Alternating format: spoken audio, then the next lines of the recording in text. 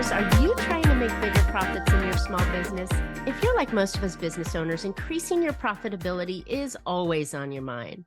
And you're probably looking for ways to grow your revenue while growing your company. Well, you found a podcast that helps you do just that. Excuse me. I'm Marcia Reiner, known as the Profit Booster and a business growth strategist. I've helped tons of small business owners to establish and implement a tangible plan that guarantees increased profitability, guides your growth, and plans for your future exit. Because building a highly profitable and sale-ready business creates a win-win scenario. That's more money now and a windfall when it's time to let go. And I want to share strategies that I've learned with you on today's Profit with a Plan podcast. But before we get started, I have a super powerful training I want to share with you. It's called the 30-Day Profit Booster. This is where I'll show you exactly how you can get a 45% boost in net profits in just 30 days.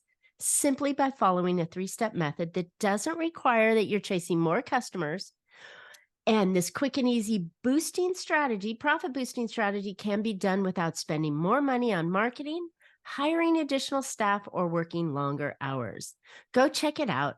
The webinar is available at 30dayprofitbooster.com for more information. All right, I'm really excited to have my guest on today, and Angela Johnson is a certified Scrum trainer and the author of the Scrum Master Files, the secrets every coach should know. As a professional people geek, Angela helps others successfully implement Scrum and Agile to achieve their goals and objectives. Clients that Angela has transformed includes agencies and services, software, hardware, marketing, learning development, and more. The breadth and depth of her experience extends beyond Scrum and includes Kanban, extreme programming, facilitation, and organizational change for business agility. She graduated from Hamline University and the University of St. Thomas. Angela resides in lovely Minnesota, where she's loving working in the age of virtual and distributed mediums, which allows her to serve her most important roles as wife and mother. Welcome, Angela. I'm so excited that you're on the show with me. Welcome to Profit with a Plan. Thanks for having me. Absolutely. Okay, so I think that this is a great way to start off. Normally, I'll ask you, how did you get into this world? But I think we need to define something first, because not everybody understands Scrum and what it means. So share with us, give us a little bit of back history on what Scrum is and how business owners can benefit from it. Yeah, the two creators of Scrum took it from the rugby metaphor, the game of rugby, the scrummage, the famous huddle, people working together, banding together to move towards the same goal, get the ball going towards the same direction. And it was actually a business article, a Harvard Business Review article from 1986 that started this whole thing. It was called the New Product Development Game. And in that article, they talked about how successful organizations at that time were working differently than their competitors, because their competitors would have one person specializing in one thing. Well, in successful organizations, they were banding together in a rugby-like huddle and working together, hence Scrum, short for scrummage. Love it. Love it. Well, thank you. Because, I was liking, well, wait a minute. What does it mean? What does it mean? And I know we've spoken, but I'm sure I'm not the only one that was wondering that. But that's a really good idea that you insert into your business and create processes where you get the team participation in it, and that they can really work on, I guess, moving the ball down the field or up the hill or into production and get those ideas. So that's really great. Why was it interesting for you to jump into that space? For me, I had come from a traditional project management background, and I always felt like an adult daycare provider in that space. Seriously, it's like I'm checking up on all these people. Can't they talk? Can't they talk to each other? And so when I learned about Scrum, to me, it was an enormous amount of common sense. oh, working together to get something done. What a crazy idea. Instead of being in all these little silos and then having to pay somebody that we call a manager or a project manager to run around and check up on everybody. Why can't people be big kids? Why can't people talk? And it just stuck. And so I've been working this way exclusively for the last 18 years. Wow, I love it. I love it. And so it really, like you said, they have to act like adults, and then there's not that extra cost of having a person overseeing them. Um, n- Project management, it to me does seem like glorified babysitters. It's like, okay, did you do what you were supposed to do? Great. Did you turn it in on time? Does Susie know that she needs to step in now? And what about John? And when does he kick in? I mean, that's crazy, right? That Little you bit. can't do it yourself. And we say we want accountability. I mean, what business leader doesn't want more accountability? Well, then the first thing we do is take that accountability away by trotting in adult daycare providers because accountability has to be experienced. The only way Mm. somebody's going to learn accountability as a behavior is by actually experiencing it. Here's what I got done. Here's where I could use some help, getting that transparency going. And so having one person run around and collect it, that's just going to reinforce, oh crap, I got to have something to say to that person to get them off my back. That's a lack of accountability. Exactly, exactly. So how do you set this up in a company, right? How do you get the buy-in from everybody to participate and act and do what they're supposed to do? Well, buy-in is a key phrase there because a lot of times if the leaders of those organizations haven't set the tone, they haven't set the expectations, people will struggle. Right. Mm, People will not understand what the goals and objectives are. So if a leader is going to make a change, the most powerful thing they can do is communicate why we're making the change, what it means, how your job stays the same, because we don't want to rile people up or scare people, but here's how it's going to change. Because if we don't tell people what the goal or the objective is, they might make something up. Their mm. ego likes to tell little stories. It's like, oh crap, here comes another change initiative. Am I going to lose my job? So the first thing a leader can do is say, this is just a different way to do our jobs, right? There's job security here. Nobody's losing their job. We're just going to be doing that work differently. And here's why. And I think it sounds like well, I mean, it appears to be a better and easier method rather than having that person, tromping around trying to figure out if you've done your job.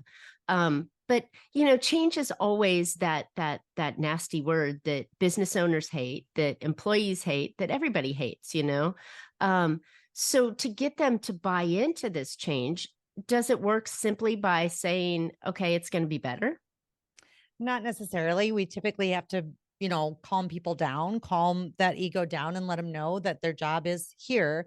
But now let's walk through how it's going to change specifically. So just saying it's better, that doesn't usually make people happy. It's like, well, what's in it for me? Hmm. Hey, would you like to get me off your back? Would you be interested if I didn't ask you to put a cover sheet on your TPS report? If I didn't ask for a status report? Well, if I got something for you, right? Working closer together with your peers, being transparent with what's going on with your peers, focusing on the goals and objectives. Now we don't need to do status reports because the information is big and visible and we've saturated communication across the team because we'll do that on a daily basis. And it sounds like, from my experience with we'll call it the new workforce, right? This is how everything's changed post COVID, how people want more ability in the company. But what I found is that job satisfaction is a really high motivator for the new workers in the economy. And I think if you're giving them a task and you're letting them figure out how to do it themselves and report on their timeline to everybody else and to kind of complete their tasks rather than being babysat, I think that elevates that job satisfaction, right? I've done something. You tasked me with something and here I completed it. Ta-da. Here you go, right? For sure. And that self-direction. It's like, Mm. here's, what we want. Here's who it's for, why we want it. Go figure it out. And they can work together to do it, as long as they're being transparent about it. And we also want people to not be shy to say, well, I have some questions or I've run into an impediment or a challenge in meeting it. So as long as they're giving us that daily progress, that daily transparency, no problem. And then I love increases it. the accountability too. Yeah. I love it. And I love that figure it out mentality, right? Because that adds so much more, for a lot of people to go, okay, I've got a puzzle here, or I've got a challenge here, or I've got an objective I need to do. How's the best way to do it? And I think you're building leaders in your company. You're building people that are responsible for their job, which I Hmm. laugh because it's like I hired you to be responsible for your job, but I don't let you be responsible because I'm always nitpicking and bugging on you. And I think this model really puts people in that mindset of like, step up to your role, right? Absolutely. And the thing you mentioned earlier about change, change is inevitable. I mean, if the pandemic taught us anything, I mean, change is inevitable. So we need to get better at, okay, just accepting this is the new reality or this is what's happened. How are we going to figure it out Mm, together? Because to say, well, we want to discourage change, that's awesome, that's but it's death not to a realistic, business. right? It's That's not death to a realistic. business. Right. Gosh. Okay. So, how do you initiate? How do you get the team to start to feel this kind of change, right? And start to implement it in here? What are some of the tricks or ideas that leaders, obviously you're going to have someone professional come in and set everything up, but how do you get to the point where the team is actually working self-sufficient, working on the project themselves? Yeah, once the leaders have set that tone that I talked about earlier, because that is important, otherwise folks will struggle. Um, Getting a team to do anything together. It may seem silly, but there's lots of, icebreakers, team building exercises and things like that to start establishing trust.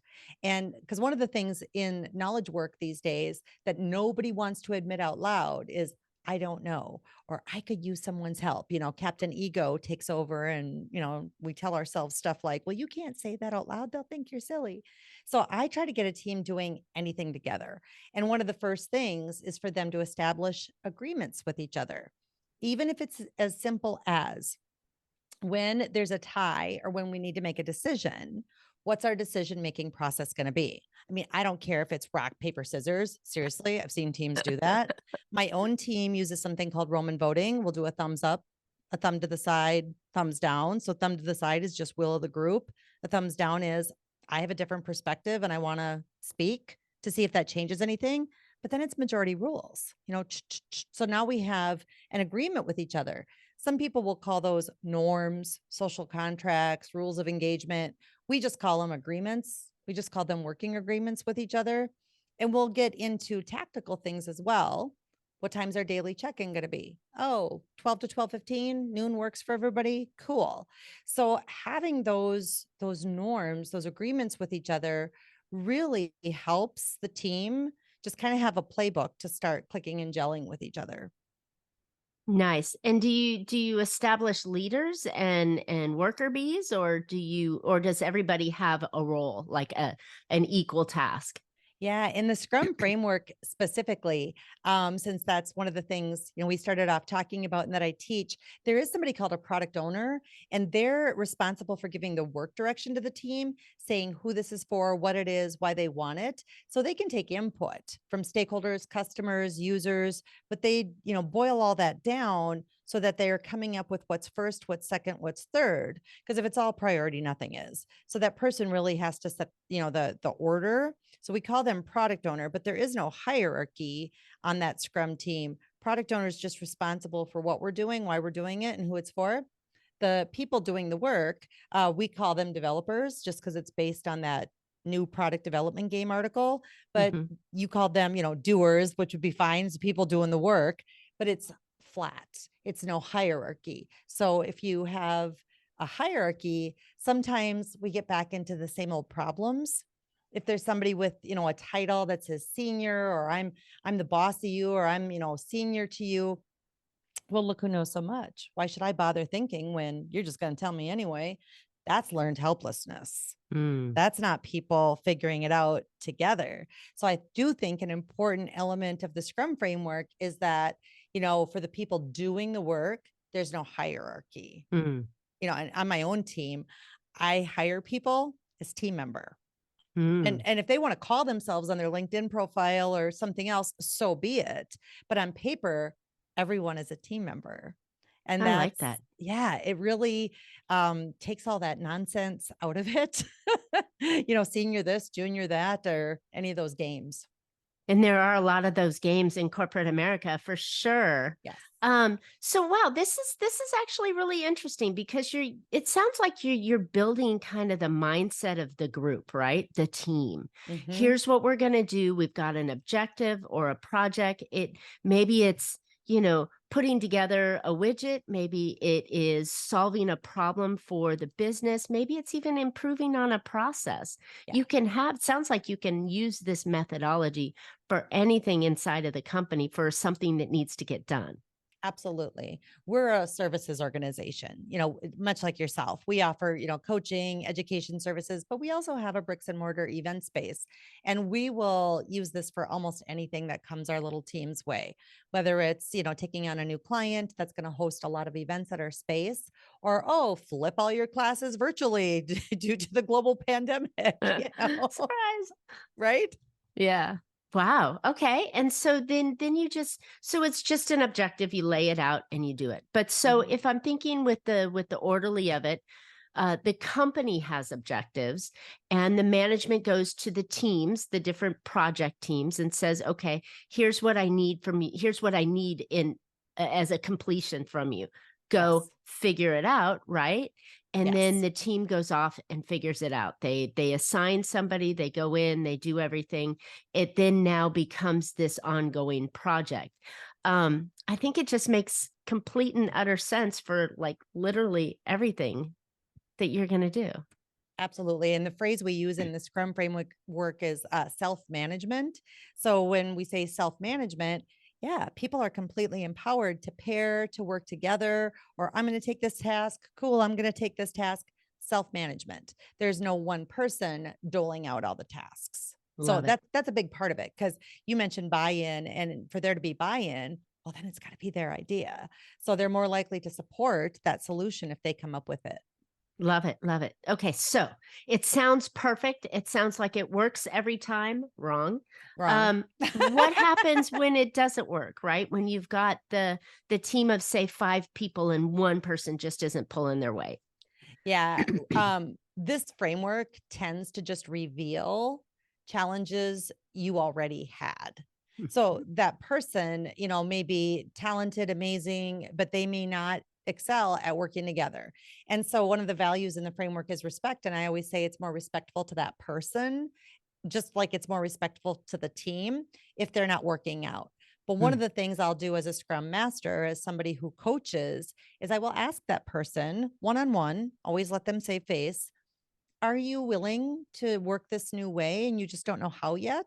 Because we can talk as a team and figure it out. Or are you telling me you don't wanna? And if they say, I don't wanna, well, thank you for the courage to be honest with me.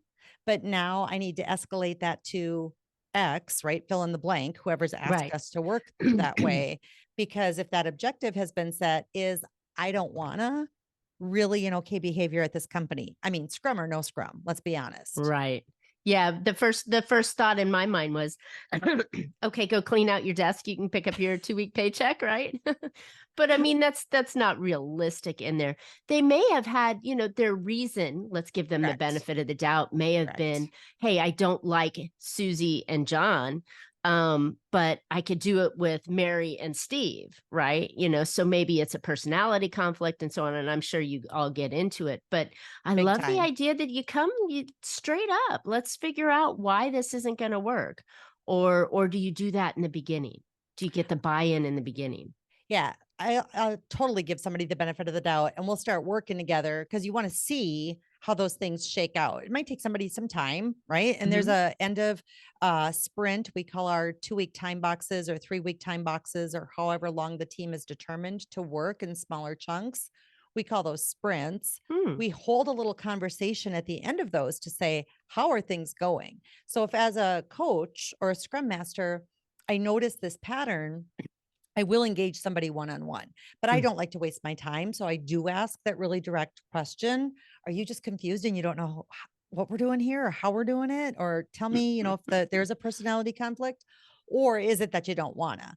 And even Mhm. if it's a I don't wanna, or like you said, they don't want to work with certain people in large organizations, we should be able to move that person too, which is more respectful to them. It doesn't always mean clean out your desk and, it doesn't always mean getting voted off the island completely, but it may be, hey, that person would be happier working in a different way in a different part of the organization. But I think this gives you the opportunity to see their true nature as well, Oh, for right? sure. There's no place to hide on a scrum Right? team. I The love it. level of transparency in the daily check-in and checking in at the end of the couple weeks, this is only going to reveal what's already not working. And so like you say, oh yeah, it works every time. No, this is just going to reveal all the challenges. And it's, to me, it's just like a garden hose, because you get a kink in the hose and you work it out. Well, then it finds the next kink and it finds the next kink until everything's So flowing. you throw it away. Mhm. Oh my gosh. Okay, so this makes total sense now. So something that popped out that I didn't realize. I was thinking that this was more like, it would cover larger projects. But you said there's sprints. There's short intervals of getting Totally. something done, and it might only be a piece of the larger, Cor- Correct. Exactly right. Because you might have a goal, like you might have a larger project, then it's going to take 2 to 3 months. But wouldn't you benefit from knowing sooner in like these smaller chunks rather than Mm. big bang at the end? Oh crap, we missed something. And We I missed can't the tell you how mark. many times, right? When I was a project manager, that happened more than I liked to admit, where we thought we did everything perfect. 6 months went by, we put something in front of a customer and they go, yeah, Yeah. you totally messed up this. What? Well, if Wow. only we could have talked sooner. Crazy idea. So, this Right. way of working is definitely big on the transparency, the customer engagement, and all those little check ins so that we don't have those unfortunate surprises. I love it. I love it. So it sounds like it's really, a team effort rather than this top down, delegated, you go do here, your job's there, sit at that desk until that's done, figure it out that way, rather than having that idea, right? And now that we're in this like post-COVID world where we're all working, not all, but a lot of us moved to this remote working style and all these other areas, did it seem to break the opportunity for Scrum, or can you still do it with, what's coming to mind is distant learning, but, being offsite, Remote work. Yeah. remote work? There's Thank you. Yeah, absolutely. There is a big myth around a lot of frameworks like Scrum. There's a broader term that people use called Agile, because there's a number of different frameworks in there. But there's a myth that it required co-location, and that's so not true. Some of the early adopters of this saw value in people working together in close proximity, but Scrum's never had that kind of a rule. And we can get together, like, look at you and I, we're on Zoom today. We can get together for a chat face to face over a video call. And so in distributed or remote work, this works great. So teams who already had kind of their working agreements or their ground rules or their ways of working, they might have had to adapt those for sure for Mhm. remote. But yeah, this is completely applicable in the new, remote distributed workforce. I love it. Okay, so you've opened my eyes to Scrum. I'm always going to think about it as a teamwork process to get something done. And so that makes total sense to me, and I really enjoy the idea of giving that responsibility to the employee that I've hired and I'm paying for, right? So Hmm. that I can trust and believe that they're going to get it done and there's enough check-ins to keep it going. So I love this. So tell me, Angela, where can we input this? What kind of businesses, what kind of systems or projects would this be perfect for? So it's very popular in what I would call the IT community or software community. No doubt about it. Almost any big IT group inside a company or even software companies like Microsoft or Salesforce popularly use this framework. But Mhm. I am seeing a lot of services businesses want to use this framework. We have graduates flipping houses using this framework. We have school teachers running their classrooms using this framework. So there's other adaptations of it, which to be fair, excites me because I came out of the software world and I'm like, oh, software. You I'm know what I mean? To done. me, just right, just because 25 years ago, that's where my career started. And so to me, software is kind of old news, even though, I mean, our cars are practically mostly software these days, but Right. lots of organizations can benefit from it, particularly those that have deadlines so they can show progress towards that overall deadline. And I think of all kinds of things that fit that bill. You know, I've got a client that makes robotic devices. I've got a client that makes hearing components like this that go into, you know, fancy devices like this Mhm. one. And they're very successfully using the Scrum framework. Is there a minimum number of team members that you should have to make Scrum work? Yes. Ideally, it's 10 people or less, but you're going to Oh, need at least, you know, one person that we call our product owner that's giving that intent, right? The who, the what, the why. Ideally, we have our coach, our Scrum Master, because they not only serve the people doing the work, the developers, but they also serve the product owner and the greater organization on the team's behalf, and then our developers. So, really, you need at least three developers, if not more. okay. Because I always say if you have less than three people doing the work, you got a pair if there's two of them. If there's Yeah, one, it's really hard to be, you know, team when you're an army of one. So right. the guide says 10 people or less, but usually you need a minimum of about five people or more. Awesome, awesome. So smaller companies can do this for any projects and get it done, whether it's a team. So I can imagine that, a moving company can do this. Okay, For you're sure. over here, you're packing this kitchen up and you're doing the kitchen. Here's the, let's get this all done. We have a deadline of, or maybe a construction team, right? Hmm. Anything that has people doing something, right, to achieve a project, I think it would be even good. And even I could even see the typical professional service, right? If you've got a tax season for CPAs, Oh, for right? sure. Right. That you guys are obligated for this type of tax return, and you guys are obligated for, I mean, and I could see that these kind of, in forms could still work. One of my graduates chatted me during a class recently about the medical profession, and he said, have you heard of nurses and doctors kind of stealing that daily check-in, you know, from Scrum? You know, we call it a daily Scrum. It's 15 minutes or less. And I said, yes. I said, when I was in the hospital, you know, in labor with my son, and he's 11 now, so I was eavesdropping because right outside my door, which was propped open a little bit, the nurses were having a daily huddle. And when my nurse came back in the room, I said, I totally just got to ask, what was that all about? And she said, oh, we've started this new thing where we do like a 15-minute or less check in every shift so that we know which patients, you know, are higher priority or which ones just need less care or what have you. And I'm like, that's totally what we teach. Oh, that's fantastic. Weren't you elated? Something to take your mind off of actually giving birth, right? That in the epidural. Yes. That's Yes. great. So I love it because, yeah, it really can fit into any business that you've got some sort of process that you're going through and that you want to have everybody working and taking ownership on those on their roles. And I always like to point out it's a choice, you know, because sometimes people will say, are you just going to try to talk me into Scrum? Are you just going to tell me Scrum's the greatest thing since sliced bread? And I'm like, it's a choice, right? You know, so at this stage of my career, I respect people for their choices. So once they learn about it, they're like, oh, I don't like that working together stuff. Cool. It's not for you. Thank you for your honesty. But, Yeah. you know, if it is our chosen way of working, yeah, you could see some benefit from it. I love it. And I think we're all looking for ways to simplify the process, right? I mean, God knows, everybody's using AI to write things and create things and doing all that. That's another process, right?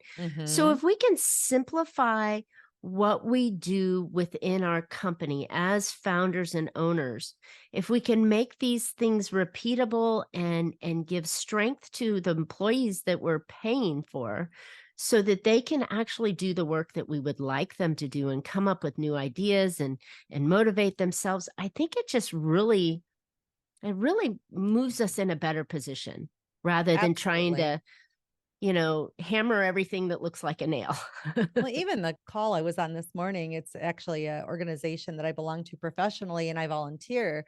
And as they were moving through the agenda, gosh darn, if they didn't, oh, we'll say Susie, right? Susie's going to do that. Susie's going to do that. Oh, Susie's going to do that. Well, Susie happens to be at the higher level in the management of the group. And I'm like, this is exactly what we teach to avoid doing. Number one, it's probably a pain in the butt for Susie to be the named person with all the action items coming out of there. And why can't we cultivate more of a culture in this group about what do we need done? Let the rest of us figure it out. Or if Share the load. share the load, or even if Susie knows so much, what are we doing to get that out of her head and share that knowledge with the rest of us? Because how did she get so good at it? Oh, yeah, by doing it. So let other people do it. Love it. Love it. Angela, this has been great. I mean, there's so many new ideas, not new, I call them new, but fresh ideas that I know business owners are looking for to simplify their life, right? There's more hours in the day that they feel like they have to do things. And if we can make that an easier process and take stuff off of Susie's plate, right? And do this, then there's a lot more opportunity and easier to run your own company if you have this going on underneath. So as I can't really speak today to get my mind out, but I think it's a fantastic idea. So Angela, where can listeners find out more about you and your book and the whole program that you've got going on? Scrumfiles.com. They go to scrumfiles.com. We even have a free download on 3 easy ways to get started with Scrum. I love it. I love it. Okay. So what kind of download? What do they get? What's their download? So it's They the get 3 easy ways? 3 easy ways to get started with Scrum. So it's a free PDF that'll walk them through how to start implementing 3 easy steps to get going with this. Okay, so I like that. Because you know what? People need to know what they're getting into first before they get into it. So if they can start reading, they can start seeing some ideas, visualizing it in their company, maybe even trying it out a little bit, it can get the wheels moving for them. So that's awesome. Great gift. Love it. All right, listeners, I hope you have found an idea or two to put into your business that would help you be more profitable. And I know systems and processes maybe feel a little icky at first or more work than they're going to pay off, but in the long run, oh my goodness, it really frees up your time and makes your business more repeatable so that if just in case in the future you ever want to sell your company, you're in a better position because you've got these systems and processes in place and powerful teams working on their own. All right. So how would you like to make 45% boost in your net profits in just 30 days? Don't think it's possible. It is. Go check out my training called the 30-Day Profit Booster. This quick and easy strategy can be done without spending more on marketing, hiring additional staff, or working longer hours. Go grab more information at 30dayprofitbooster.com. And Angela and I would love to hear your challenges and what you've done. Have you tried Scrum? Did it work? What project did you do? Just hit us up in the comments for the podcast and tell us what you think about Scrum and any experience you've had on it. We'll be sure to comment back. And while you're at it, subscribe to the podcast so that way you won't miss any future shows. And you can always catch Profit with a Plan on any of your favorite podcast players. And we're looking forward to more great profitable information on next week's show. So until then, make your plans and profit with them. Thanks so much, Angela.